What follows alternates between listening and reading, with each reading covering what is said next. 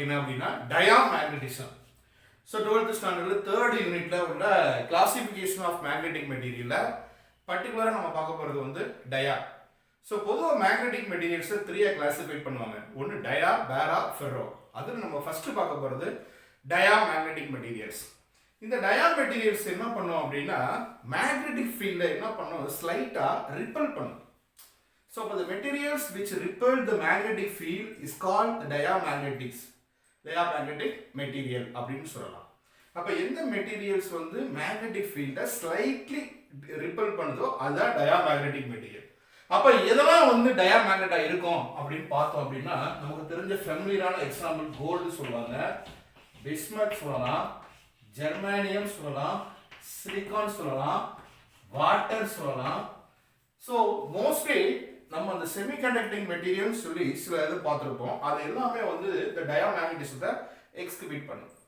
சரி, அப்போ இந்த டயாமேக்னட்டிசம்னா டெஃபினிஷன் ஓகே, இது எப்படி நம்ம ரெஃபர் பண்ணுறது, எப்படி தெரிஞ்சுக்கிறது?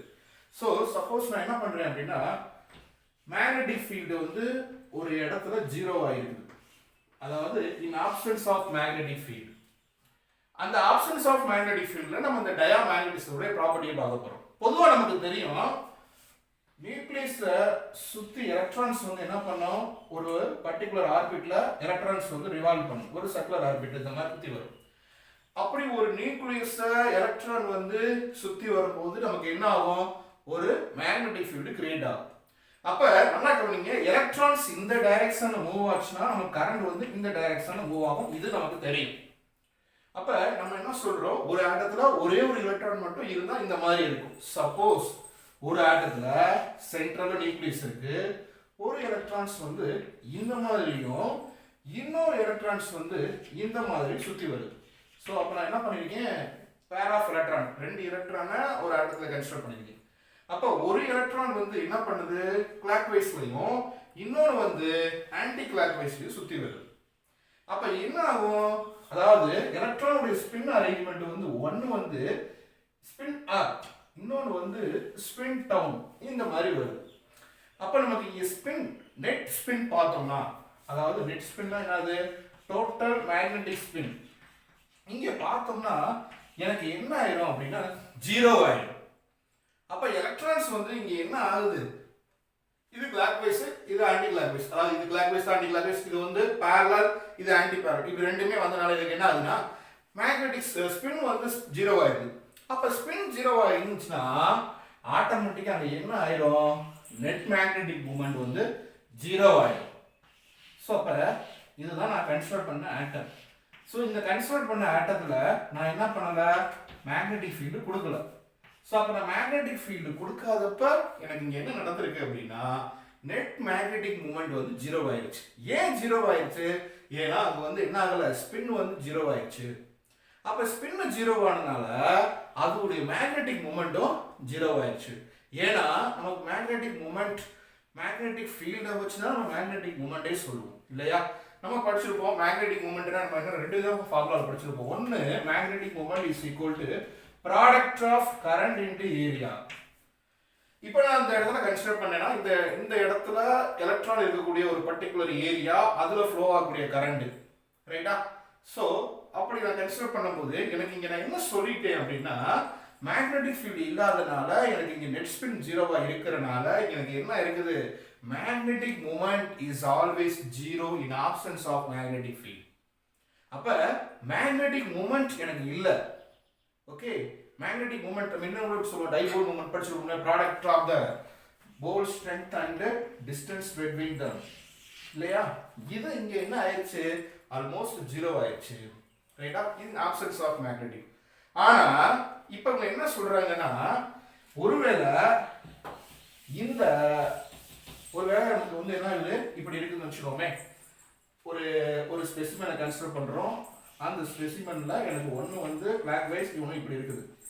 இதுக்கு நான் என்ன பண்ணியிருக்கேன், ஒரு மேக்னெட்டிக் ஃபீல்டு கொடுத்துருக்கேன், அதாவது மேக்னெட்டிக் ஃபீல்டை நான் அப்ளை பண்ணியிருக்கேன். நான் மேக்னெட்டிக் ஃபீல்டை அப்ளை பண்றேன், ஐ மீன் நாட் ஈக்குவல் டு 0. அப்படி 0 நாட் ஈக்குவல் டு 0 இருக்கும்போது இந்த பேரலா, இவன் வந்து பேரலல், இவன் ஃபீல்டுக்கு பேரலா இருக்கும், இது ஃபீல்டுக்கு ஆன்டி பேரலா இருக்கும். ஸோ அப்போ என்ன ஆகும்னா இவருடைய ஸ்பீடு வந்து டவுன் ஆகும், இவருடைய ஸ்பீடு வந்து அப் ஆகும். ஸோ அப்போ மேக்னெட்டிக் ஃபீல்டு கொடுக்கும்போது இந்த என்ன பண்ணுவோம், அந்த ஸ்பின்னுடைய ஸ்பீடு எப்போ எது வந்து எதுடைய ஸ்பின் வந்து டவுன் ஆகும், எந்ததுடைய ஸ்பின் வந்து அப் ஆகும் அப்படின்றதையும் நம்ம பார்த்துட்டோம். ரைட்டா?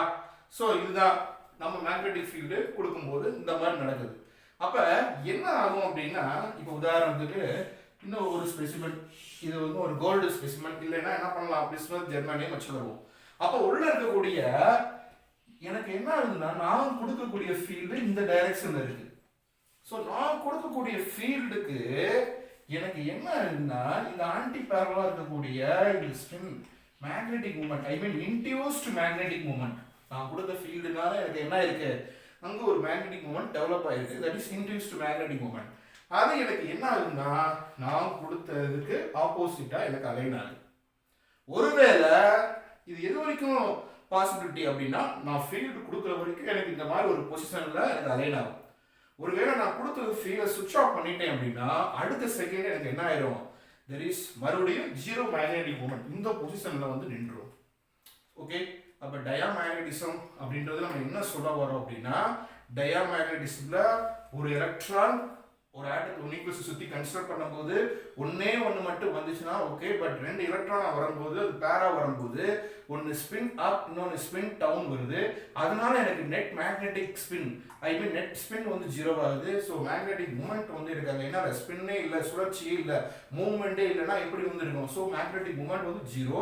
ஒருவேளை நான் மேக்னெட்டிக் ஃபீல்டு ப்ரெசென்ட் பண்ணனா, இந்த பிரசன்ஸ் ஆஃப் மேக்னெட்டிக் ஃபீல்ட்ல இந்த மாதிரி ஸ்பின் அப் ஸ்பின் டவுன் ரெண்டு பேர் இருக்கிறதுல இந்த ஆன்டி பேரலா இருக்கிறவங்க வந்து ஸ்பீடு வந்து அப் ஆகும். ஸோ இது வந்து இதோட ஸ்பீடு வந்து என்ன ஆகும், இன்க்ரீஸ் ஆகும். ரைட்டா? பேரலா இருக்கிறவங்களுடைய ஸ்பீடு வந்து டிக்ரீஸ் ஆகுது. ஸோ அப்போ ஒரு ஸ்பெசிமென்ல நம்ம என்ன பண்றோம் அப்படின்னா, நம்ம மேக்னெட்டிக் ஃபீல்டு கொடுத்துட்டேன் அப்படின்னா, நான் கொடுக்கக்கூடிய ஃபீல்டுக்கு அதுல டெவலப் ஆகக்கூடிய இன்டியூஸ்ட் மேக்னெட்டிக் மூமெண்ட் வந்து எனக்கு எப்படி அலைன் ஆகுதுன்னா ஆப்போசிட்டா அலைன் ஆகுது. சரியா? இவன் யாரு, இவன் தான் யாரு, இந்த ஆன்டி பேரலல் ஸ்பின். இந்த ஆன்டி பேரலல் ஸ்பின் தான் எனக்கு என்ன ஆகுது, நான் கொடுக்கக்கூடிய மேக்னெட்டிக் மூமெண்ட்டுக்கு இதாகுது. அப்போ கொஞ்சம் மேக்னெட்டிக் மூமெண்ட் கிரியேட் ஆகுது. ரைட்டா? ஆனா நான் கொடுத்ததை ஸ்டாப் பண்ண அடுத்த செகண்ட் எனக்கு என்ன ஆகுது அப்படின்னா, அதுல இருக்கக்கூடிய மேக்னெட்டிக் மூமெண்ட் எல்லாமே டிஸ்அப்பியர் ஆகுது. ஸோ அப்போ there is no magnetic moment. Okay, இது செகண்ட் பாயிண்ட். மூணாவது பாயிண்ட் நம்ம என்ன சொல்றோம் அப்படின்னா, ஒரு இடத்துல மேக்னெட்டிக் ஃபீல்டு வந்து யூனிஃபார்மா இல்லை, நான் யூனிஃபார்மா இருக்கு. அப்போ நான் யூனிஃபார்ம் மேக்னெட்டிக் ஃபீல்டு உள்ள இடத்துல போய் நான் ஒரு டயாமேக்னெட்டிக் மெட்டீரியலை வைக்கிறேன். This is the diamagnetic material. இது என்னது, டயா. ஸோ இது என்னவா இருக்கலாம், கோல்டா கூட இருக்கலாம், ஒரு எக்ஸாம்பிள். ஸோ இந்த இடத்துல வைக்கும்போது இந்த டயாமேக்னெட்டிக் மெட்டீரியலுக்குள்ள எனக்கு என்ன இருக்கும், ஸ்பின் மேக்னெட்டிக் மூமெண்ட் இருக்கும், மேக்னெட்டிக் மூமெண்ட் வந்து இருக்கும் இல்லையா? ஸோ அங்க வந்து எனக்கு எப்படி இருக்கும், it is a week magnetic material. சரியா? ஏன்னா நான் கொடுத்த ஃபீல்டு இவர் என்ன பண்றது இல்லை, நான் கொடுத்த ஃபீல்டுக்கு இது அலைன் பண்றது இல்லை, ஒரு சிலது தான் அலைன் ஆகும். ஸோ ஃபீல்டு ஆப்சண்டா இருக்கும்போது இப்படி இருக்கும், ஃபீல்டு ப்ரெசண்டா இருந்துச்சுன்னா ஒரு சிலது மட்டும்தான் நான் கொடுத்த ஃபீல்டுக்கு அலைன் ஆகும், மிச்சம் எல்லாமே இப்படி தான் இருக்கும். ஸோ மோஸ்ட்லி இங்கே ஒவ்வொன்றும் ஒவ்வொரு டைரக்ட், இந்த ஸ்பின் மூவ்மெண்ட் வந்து ரேண்டமா இருக்கும். சரியா? சரி, அப்ப இப்ப இங்க இருக்கக்கூடிய இது ஒரு பல்க் மெட்டீரியல்ஸா கன்சிடர் பண்றேன், பல்க் டயா மெட்டீரியல்ஸ். அப்ப இதுல நிறைய ஸ்பின் அப் ஸ்பின் டவுன் நிறைய பேர் இருப்பாங்க. இப்ப இதுல போய் நான் மேக்னெட்டிக் ஃபீல்டு உள்ள இடத்துல வைக்கிறேன். ஐ மீன் இந்த டயாவை என்ன பண்றேன், north pole south pole magnetic field வந்து ஃப்ளோ ஆகுது. ரைட்டா? So north pole south pole இருக்கக்கூடிய ஒரு இடத்துல போய் இந்த டயாவை வைக்கிறோம். அப்ப இந்த டயான்றது one of the weak magnetic material. ஏன்னா இதுல வந்து எப்படி இருக்கு, எலக்ட்ரான்ஸ் வந்து மோஸ்ட்லி டயால இருக்கக்கூடிய எல்லாமே இந்த மாதிரி எப்படி தான் இருக்கும், பேரா தான் இருக்கும். நமக்கு பேரா இருந்தாலே ஸ்பின் வந்து ஜீரோ ஆயிடும். அப்ப இது it is a week material. அப்ப நான் இதை சுத்தி சில ஓப்பன் ஸ்பேஸ் இருக்கும். ரைட்டா? இங்க சுத்தி ஒரு ஏர் மீடியம் இருக்கும் இல்லையா? அந்த ஏர் மீடியத்துல எனக்கு என்ன ஆகும்னா மேக்னெட்டிக் ஃபீல்ட் லைன்ஸ் இந்த மாதிரி டிராவல் ஆகுது. சரியா? ஒருவேளை நம்ம நார்த் சவுத் போல இப்படி போட்டா கரெக்ட் ஆகாதுன்னு நினைக்கிறேன். நம்ம இப்படி கூட போட்டுக்கிறோம், மேலே கீழே கூட போட்டுக்கிறோம். ஸோ இங்கே நார்த் போல் வச்சுக்கிடுவோம், இங்கே சவுத் போல் வச்சுக்கிடுவோம். ரைட்டா? இப்போ பார்த்தீங்கன்னா இது ஃபீல்டுக்கு இந்த பக்கம் ஒரு ஸ்பேஸ் இருந்துச்சு, அதே மாதிரி இந்த பக்கமும் ஸ்பேஸ் இருக்கு. ரைட்டா? பொதுவாகவே ஒரு மேக்னெட் ஒன்று இருக்குன்னா அதை சுற்றி எனக்கு என்ன ஆகும், ஒரு ஃபீல்டு கிரியேட் ஆகும். அதான் என்னது, மேக்னெட்டிக் ஃபீல்டு இல்லையா? The space around the field. எந்த ஸ்பேஸ் அரௌண்ட் த மேக்னெட், இந்த மேக்னெட்டை சுற்றி இருக்கக்கூடிய ஸ்பேஸில் எனக்கு மேக்னெட்டிக் ஃபீல்டு எங்கிருந்து டெவலப் ஆகுது, நார்த்ல இருந்து சவுத் நோக்கி இப்படி எனக்கு வந்துகிட்டே இருக்கு. ஆனால் ஸோ வெளியில இருக்குது. ஸோ அப்போ இந்த இடத்துல மேக்னெட்டிக் ஃபீல்டு இருக்குது. ஸோ அப்போ இங்கெல்லாம் மேக்னெட்டிக் ஃபீல்டு ஃப்ரீயாக கிரியேட் ஆயிடுச்சு. ஸோ கிட்டக்க வர இந்த டயாவை கிட்டக்க வர எனக்கு என்ன பண்ணுன்னா அந்த மேக்னெட்டிக் ஃபீல்டு டயால இருக்கக்கூடிய மேக்னெட்டிக் மூமெண்ட்டுக்கும் நான் கொடுக்கக்கூடிய இந்த மேக்னெட்டிக் ஃபீல்டுக்கு இடையில என்ன ஆகுது, ஒரு ஃபோர்ஸ் கிரியேட் ஆகுது. அந்த ஃபோர்ஸ் வந்து இங்க எப்படி இருக்குது அப்படின்னா ரிப்பல்ஸ். ஸோ இந்த ஃபோர்ஸ் என்ன பண்ணுது அப்படின்னா இந்த மேக்னெட்டிக் ஃபீல்டை உள்ள வந்து என்ன பண்றது இல்லை அப்படின்னா அலோவ் பண்றது இல்லை. ஸோ அப்போ உள்ள நெருங்க இந்த மேக்னெட்டிக் மெட்டீரியல்ஸை இந்த ஃபீல்டு வந்து அப்ரோச் பண்ணும்போது என்ன ஆகுது அப்படின்னா எனக்கு வந்து ரிப்பல்சிவ் கிரியேட் ஆகுது. ஸோ அப்போ அவுட் சைடில் அந்த மேக்னெட்டிக் ஃபீல்டு வந்து யூனிஃபார்மாக அழகாக ட்ராவல் ஆகிட்டு இருக்குது. பட் இன்சைடில் வந்து என்ன ஆகலை, there is no magnetic field. காரணம் என்ன அப்படின்னா ஸோ இங்கே இருக்கக்கூடிய அந்த மேக்னெட்டிக் மூமெண்ட்டும் இங்கே இருக்கக்கூடிய ஃபீல்டுக்கும் இடையில ஒரு ஃபோர்ஸு, அந்த ஃபோர்ஸ் வந்து எனக்கு என்ன ஆகுது அப்படின்னா இங்கே ரிப்பல்ட் ஆகுது. ஏன்னா பேசிக்கலாக இங்கே என்ன இல்லை அப்படின்னா டைபோல் மூமெண்ட்ஸ் வந்து இங்கே எப்படி இருக்குது, பேரா இல்லை, சரி அன்பேர்டா இல்லை. ரைட்டா? அப்போ என்ன ஆகுதுன்னா அவுட் சைடில் மட்டும்தான் எனக்கு ஃபீல்டு கிரியேட் ஆகுது. அப்போ இன்சைடில் எனக்கு நம்பர் ஆஃப் ஃபீல்ட் லைன்ஸ் எதுவுமே இல்லை. அப்போ என்ன ஆகுதுன்னா அந்த நம்பர் ஆஃப் ஃபீல்ட் லைன்ஸ் வந்து ரிப்பல்ட் ஆகுது. இந்த கண்டிஷனை பார்க்கும்போது தான் மீஸ்னர் அப்படின்ற ஒரு சயின்டிஸ்ட் வராரு. மீஸ்னர், இந்த மீஸ்னர்ன்றவர் என்ன பண்ணாரு அப்படின்னா ஒரு மெர்க்குரி எலமெண்ட்டை எடுத்துக்கிட்டார். ஸோ இந்த மெர்க்குரி நம்ம பார்த்துருப்போம், ஹாஸ்பிட்டல்லாம் போயிருந்தா பார்த்துருப்போம். அந்த மெர்க்குரியை நார்மல் டெம்பரேச்சரில் வைக்கிறார். ஸோ நார்மல் டெம்பரேச்சரில் ஒரு மெர்க்குரியை எடுத்துக்கிட்டு ஸோ அதை போய் மேக்னெட்டிக் ஃபீல்டு உள்ள இடத்துல, இதான் மெர்க்குரி, மேக்னெட்டிக் ஃபீல்டு உள்ள இடத்துல வைக்கிறாரு. அப்போ என்ன ஆகுதுன்னா அந்த மெர்க்குரிக்குள்ள மேக்னெட்டிக் ஃபீல்ட் லைன்ஸ் வந்து ஈஸியாக ட்ராவல் ஆகுது. This is the magnetic material. Field lines வந்து ஈஸியாக பெனிட்ரேட் ஆகுது. இது எப்போ, டெம்பரேச்சர் வந்து நார்மல் டெம்பரேச்சராக இருக்கும்போது, மேக்னெட்டிக் ஃபீல்டு வந்து கொஞ்சம் அதிகமாக இருக்க போகுது. ரைட்டா? இதவே ஒரு மெர்க்குரி எலமெண்ட்டை என்ன பண்றாருன்னா டெம்பரேச்சரை ரொம்ப குறைக்கிறாரு. கிரிட்டிக்கல் டெம்பரேச்சர்னு ஒரு டெம்பரேச்சர், கிரிட்டிக்கல் டெம்பரேச்சர் இல்லைன்னா டிரான்சிஷன் டெம்பரேச்சர்னு வாங்க. அப்படின்னா என்ன sir, what you mean critical temperature? Temperature which is use to change the material from one state to another state. இப்போ உதாரணத்துக்கு ஒரு ஐஸ் பார் எடுத்துட்டோம்னா அந்த ஐஸ் பார் வந்து பேசிக்கலாக என்ன இருக்கும், ஒரு சாலிட்ல இருக்கும். அந்த சாலிட்ல இருக்கக்கூடிய ஐஸை நான் லிக்யூடுக்கு மாற்றணும். ரைட்டா? அப்போ அதுக்கு எனக்கு ஒரு மினிமம் டெம்பரேச்சர் தேவைப்படும் இல்லையா? அந்த மினிமம் டெம்பரேச்சருக்கு பேர் தான் கிரிட்டிக்கல் டெம்பரேச்சர், டிசி அப்படின்னு சொல்லுவாங்க. இப்போ பேசிக்கலாக இந்த மெர்க்குரி வந்து ஒரு நார்மல் மெட்டீரியல். இதை நான் என்ன பண்ண போறேன், சூப்பர் கண்டக்டராக மாற்ற போறேன். சூப்பர் கண்டக்டர்னா என்ன, தெர் இஸ் நோ ரெசிஸ்டிவிட்டி, அதில் எந்த விதமான ரெசிஸ்டிவிட்டி இருக்கவே கூடாது. அப்படின்னா என்ன, அது நான் கொடுக்கக்கூடியது எல்லா எலக்ட்ரானுமே, நான் கொடுக்கக்கூடிய எனர்ஜி எலக்ட்ரானுமே வாங்கிக்கிறோம், ஒன்று கூட வேஸ்ட் பண்ணாது, ரெசிஸ்ட் பண்ணாது. அப்போ இந்த டெம்பரேச்சர் கிரிட்டிக்கல் டெம்பரேச்சரை விட கம்மியான டெம்பரேச்சர் ஒரு 4.2 கெல்வின்ல வைக்கும்போது எனக்கு என்ன பண்ணுதுன்னா இந்த mercury behave as a diamagnetic material. இப்போ பாருங்க, நான் மேக்னெட்டிக் ஃபீல்டில் கொடுக்குறேன், ஆனால் அது என்ன பண்ணுது, மேக்னெட்டிக் ஃபீல்ட் லைனை உள்ள அலோவ் பண்ண மாட்டேங்குது. அது என்ன பண்ணுது, ரிப்பல்டு, எக்ஸ்பெல்டு பண்ணுது. ஸோ எக்ஸ்பெல்சன். ஸோ இப்போ மேக்னெட்டிக் ஃபீல்ட் லைன்ஸ் எனக்கு என்ன ஆகுதுன்னா அவுட் சைடில் மட்டும்தான் இருக்கு, எனக்கு இன்சைடில் மேக்னெட்டிக் ஃபீல்ட் லைன்ஸ் எதுவுமே இல்லை. இது அப்போ ஒரு மெட்டீரியலை கூல் பண்ணுறோம். இந்த material is cooled below the critical temperature, critical டெம்பரேச்சரை விட கம்மியான டெம்பரேச்சர் கூல் பண்ணும்போது அந்த மெட்டீரியல் என்ன ப்ராப்பர்ட்டியை எக்ஸ்கிபிட் பண்ணுன்னு சொல்றாங்கன்னா டயாமேக்னெட்டிசத்தை எக்ஸ்கிபிட் பண்ணுது. ஏன்னா டயா என்ன பண்ணுது, டயா மெட்டீரியல் போய் மேக்னெட்டிக் ஃபீல்டு உள்ள இடத்துல வச்சுன்னா அது மேக்னெட்டிக் ஃபீல்டு என்ன பண்ணுது, அது ரிப்பல் பண்ணுது. பாத்தீங்களா, மேக்னெட்டிக் ஃபீல்டு என்ன பண்ணுது, இதை அட்ராக்ட் பண்ணவே இல்லை. அட்ராக்ட் பண்ணா உள்ள அலோவ் பண்ணிருக்கணும்ல, அது உள்ள பெர்மிட் பண்ணவே இல்லை. ஸோ இது பண்ற விஷயத்தை தான் இதுவும் பண்ணுது. எந்த மெட்டீரியல் கூல் பண்ணதுக்கு அப்புறம் அதோட டெம்பரேச்சர் ரொம்ப குறைச்சதுக்கு அப்புறம் மேக்னெட்டிக் ஃபீல்டில் போய் வச்சோம்னா அது மேக்னெட்டிக் ஃபீல்ட் லைன்ஸ் அலோவ் பண்ணலை அப்படின்னா அவருக்கு பேர் தான் வந்து என்ன அது அந்த கண்டிஷனுக்கு பேர் மீஸ்னர் எஃபெக்ட். ஸோ மீஸ்னர்ன்ற ஒரு சயின்டிஸ்ட் இதை ரிசர்ச் பண்ணனால அவருடைய நேம்லேயே வச்சுக்கிட்டாங்க. இது வந்து என்ன பண்ணிருப்பாங்க, மீஸ்னர் எஃபெக்டை உனக்கு வந்து டூ யூ நோ அப்படின்னு சொல்லி ஒரு சின்ன பாக்ஸ் போட்டு இந்த புக்கில் கொடுத்துருப்பாங்க. மீஸ்னர் எஃபெக்ட்னா வேற ஒன்றுமே கிடையாது, இதுதான். சரியா? ஒரு மெட்டீரியல் என்ன பண்ணுது, ஆக்சுவலாக மெர்குரின்றது ஒரு கண்டக்டிங் மெட்டீரியல் தான். ஸோ இப்போ அதுக்கு என்ன பண்ணோம், அது கரண்ட்டை கொடுத்தா கண்டக்ட் பண்ணோம். அப்போ மேக்னெட்டிக் ஃபீல்ட் இல்லாமல் இருக்கு. ஆனாலும் கூட நீ டெம்பரேச்சரை குறைச்சி வைக்கும்போது அது மேக்னெட்டிக் ஃபீல்ட் லைன்ஸை உள்ள அலோவ் பண்ண மாட்டேங்குது. அப்போ எந்த ஸ்டேட்டில் அதை அலோவ் பண்ணலையோ அதைத்தான் அவங்க என்ன சொல்கிறாங்க, Meissner effect. So one of the important 2 mark உனக்கு கேட்பாங்க, மீஸ்னர் எஃபெக்ட்னா என்ன. ஸோ இதெல்லாம் நம்ம வந்து கான்செப்டை உள்வாங்க.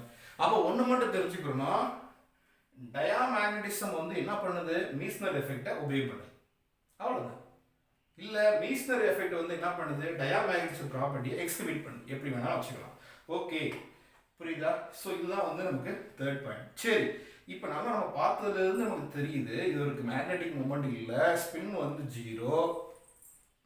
அப்படியே நம்ம வந்து மேக்னெட்டிக் மூமெண்ட்டை இன்டியூஸ்டாக கிரியேட் பண்ணாலும் கூட அது என்ன பண்ணோம் அப்படின்னா மேக்னெட்டிக் ஃபீல்ட் லைனை ரிப்பல் பண்ணுது அப்படின்னு நம்ம படிச்சிட்டோம். இவங்கெல்லாம் டயா. ஸோ இந்த டயாக்கு எக்ஸாம்பிள் வந்து நம்ம நிறையா நான் metals, gold, bismuth, germanium, silicon and water. இப்போ இந்த டயா மெட்டீரியலை ஒரு யூ டியூப் எடுத்துக்கோங்க. This is the U tube. இந்த யூ வடிவ டியூப்ல போய் நான் என்ன பண்றேன்னா வாட்டரை இது வரைக்கும் நான் ஃபில் பண்ணிடுறேன். ஒரு யூ வடிவ டியூப்ல வாட்டரை ஃபில் பண்ணிடுறேன். ஃபில் பண்ணிட்டு திஸ் இஸ் உள்ள இருக்கிறது எல்லாமே என்னதான் வாட்டர். சரியா? உள்ள இருக்கிறது வாட்டர். இந்த டயா உள்ள இருக்கக்கூடிய water is the example for the dia material. So நான் என்ன பண்ணுறேன், இந்த சைடு ஒரு நார்த் போர்டு, இந்த சைடு சவுத் போர்டு, இப்படி நான் வைக்கிறேன். நீ வேணா அப்சர்வ் பண்ணிப்பாரு. ஒரு யூடியூப்ல வாட்டரை எடுத்துட்டு நீ இது பிஃபோர் இப்போ நான் 2 பக்கம் சேமாக தான் வச்சிருக்கேன். ஆனால் நீ மேக்னெட்டிக் ஃபீல்டை உள்ள பாஸ் பண்ண உடனேயுமே இல்லை நார்த் போல் சவுத் போலுக்கு இடையில இதை வச்ச உடனேயுமே வாட்டருடைய லெவல் வந்து எனக்கு என்ன ஆயிடும் அப்படின்னா, எனக்கு இங்கே குறைஞ்சு இந்த சைடு எனக்கு வாட்டருடைய லெவல் வந்து இன்க்ரீஸ் ஆக ஆரம்பிச்சிடும். ஸோ பிஃபோர் இங்கே இருந்தது, இப்போ ஆஃப்டர் வந்து எனக்கு என்ன ஆயிடுச்சு, இவ்வளோ தூரம் கிரியேட் ஆயிடுச்சு. அப்போ என்ன பண்ணுதுன்னா டயா மெட்டீரியல்ஸ் வந்து மேக்னெட்டிக் ஃபீல்ட் லைன்ஸை ரிப்பல் பண்ணுதுன்றது தான் இந்த எக்ஸாம்பிள் நம்ம மூலமாக ப்ரூவ் பண்ணலாம். ஸோ அப்போ water is a perfect dia material அப்படின்றதையும் நம்ம என்ன பண்ணலாம், இந்த எக்ஸாம்பிள் மூலமாக நம்ம தெரிஞ்சுக்கலாம். ஓகே, அப்போ ஒன்று மட்டும் நமக்கு தெரியுது. அப்போ ஒரு டயா மெட்டீரியலை நம்ம மேக்னடைஸாக மாற்றுறதுக்கு நம்ம படிச்சிருக்கோம் இன்டென்சிட்டி ஆஃப் மேக்னடைசேஷன் அப்படின்னா என்னது, ஒரு நான் மேக்னெட்டிக் மெட்டீரியலை மேக்னெட்டிக் மெட்டீரியலா கன்வெர்ட் பண்ணுறது பேர் தான் இன்டென்சிட்டி ஆஃப் மேக்னடைசேஷன். இப்போ உதாரணத்துக்கு ஒரு அயன் எடுத்துட்டு அதில் மேக்னெட்டை வச்சு ரப் பண்ணிட்டே இருந்தோம்னா அந்த அயன் வந்து மேக்னெட்டாக கன்வெர்ட் ஆகும். இதுக்கு பேர் தான் மேக்னடைசேஷன். அப்போ ஒரு மெட்டீரியலுக்கு மேக்னெட்டிக் ஃபீல்டு கொடுக்குறோம், அது மேக்னெட்டாக கன்வெர்ட் ஆகும். ஸோ இப்போ இதுக்கு ஒரு கிராஃப் வரையும். இப்படி கிராஃப் வரைஞ்சோம் அப்படின்னா நமக்கு என்ன ஆகுது, இந்த மாதிரி எனக்கு டயால கிடைக்கும்.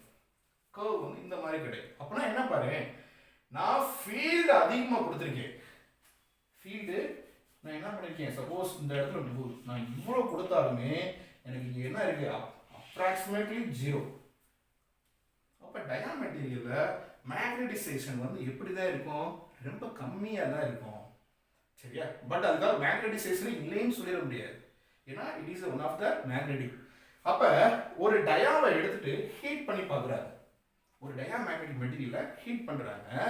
ஹீட் பண்ணால் இது சசப்டிபிலிட்டி நம்ம படிச்சிருக்கோம். ஆக்சுவலாக இதுக்கு நம்ம என்ன சொல்லுவோம், சசப்டிபிலிட்டினா என்னது, ஒரு மெட்டீரியல் எவ்வளோ ஈஸியாக மேக்னடைசேஷனாக மாறுது. நம்ம கொடுக்கக்கூடிய ஹச்சினால அது மேக்னெட்டாக மாறுறதுக்கு பேர் தான் ஈஸியாக, அதான் சசப்டிபிலிட்டி. இந்த சசப்டிபிலிட்டி வந்து எனக்கு என்ன ஆயிடும் அப்படின்னா, due to the increasing temperature குறைய ஆரம்பிச்சு. சரி, இப்போ நான் இதை வந்து பாருங்க, சசப்டிபிலிட்டி இங்கே வந்து எப்படி இருக்கும், நான் டெம்பரேச்சரை குறைச்சேன் அப்படின்னா, டெம்பரேச்சரை குறைச்சேன்னா எனக்கு இதாகும். ஆனால் நான் டெம்பரேச்சர் கூட்டினே எனக்கு என்ன ஆகுது, இது என்ன இன்வெர்ஸ்லி ப்ரொபோர்ஷனல் தானப்பா. அப்போ நான் டெம்பரேச்சர் இன்க்ரீஸ் பண்ண ஆட்டோமேட்டிக்காக அந்த மெட்டீரியல் உள்ள சசெப்டிபிலிட்டி கொஞ்சம் கொஞ்சமாக குறைஞ்சிக்கிட்டே வருது. பொதுவாகவே அதுக்கு மேக்னடைசேஷன் கம்மி, அதில் நம்ம டெம்பரேச்சரை கொடுத்தாலுமே. ஸோ அப்போ இதுதான் வந்து அது இன் டர்ம்ஸ் ஆஃப் டெம்பரேச்சர். இப்படி டெம்பரேச்சரை கொடுத்து ஒரு மெட்டீரியலுடைய சசெப்டிபிலிட்டியை செக் பண்ணுறதுக்கு பேர் கியூரிஸ் லா. ஸோ ஆக்சுவலாக இந்த எக்ஸ்பெரிமெண்ட் பண்ணவர் வந்து கியூரின்றவர் ஒரு மேக்னெட்டிக் மெட்டீரியலை எடுத்துட்டு அதை ஹீட் பண்ணுறாரு. அப்படி ஹீட் பண்ணும்போது அதோடைய மேக்னடைசேஷன் எப்படி இருக்குன்னு செக் பண்ணி பார்க்குறாரு. அப்போ எனக்கு என்ன ஆகுதுன்னா அதோடைய சசெப்டிபிலிட்டி வந்து டெம்பரேச்சர் கூட்டுச்சுன்னா குறையுது. ஸோ இதுக்கு பேர் தான் என்னது, கியூரிஸ் லா. அப்போ கியூரிஸ்ன்றது இந்த கான்செப்ட். சரியா? அப்போ கியூரிஸ் பார்த்தாச்சு. அப்போ சசெப்டிபிலிட்டி வேல்யூ வந்து இங்கே எப்படி தான் இருக்குது, மேக்ஸிமம் சசெப்டிபிலிட்டி வேல்யூ வந்து இங்கே எப்படி தான் இருக்கும் அப்படின்னா நெகட்டிவாக தான் இருக்கும், ரொம்ப ஸ்மாலாக தான் இருக்கும். ரைட்டா? மேக்னடைசேஷன் வந்து இங்கே ரொம்ப கம்மியாக இருக்கு. ஸோ அடுத்து பெர்மியபிலிட்டி நம்ம படிச்சிருப்போம். Relative permeability. ரிலேட்டிவ் பெர்மியபிலிட்டி நீ எந்த மீடியத்தை எடுக்கிறியோ அந்த மீடியத்தை μ0 கம்பேர் பண்ணணும். ரைட்டா? இப்போ நான் எடுத்துக்கிட்டது ஒரு வாட்டர் மீடியம்னா அந்த வாட்டரை அந்த μ0 கம்பேர் பண்ணணும். μ0ன்றது என்னது,